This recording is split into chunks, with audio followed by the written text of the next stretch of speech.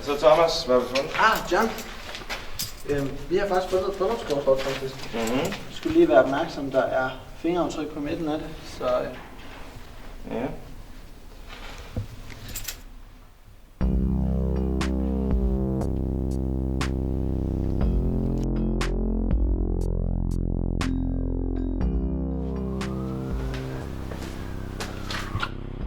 Hej Abby, har du noget til mig?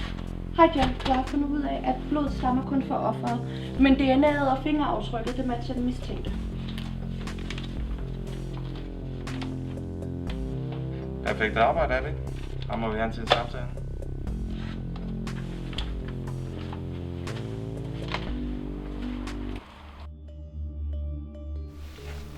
Goddag, Fischer. Jeg er Ian Dahl, og din partner, John. Hvad er det her for noget? Ved du, hvorfor jeg er i dag? Nej, det ved jeg ikke, men jeg håber, det er vigtigt, for jeg spilder min tid. Kender du til Nina Brandt? Ja, hun er min sekretær. Er hun kun din sekretær? Hvad skal det betyde? Vi har et vidneudsagn, der fortæller, at hun havde en affære med en højstående. Og vi tror, det er dig. John, Hvad fanden er det for en beskyldning? Tror jeg har en affære med min sekretær? findes lige.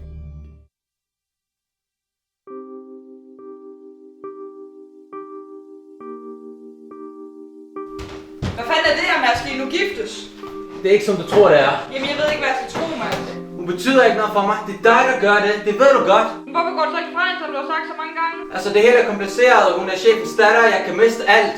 Jamen, jeg gider ikke mere, Mads. Jeg har ventet alt for længe. Lina, for helvede, Mads! Mads! Kan du fortælle mig, hvor du var den 23. mellem 2 og halv 3? Jeg lå og sov i min lejlighed. Er nogen, der kan bekræfte? Nej, min kæreste er på konference i Tyskland. Jeg vil så forklare, hvorfor dit DNA og fingeraftryk var på gerningsstedet. Jeg har intet med det her at gøre.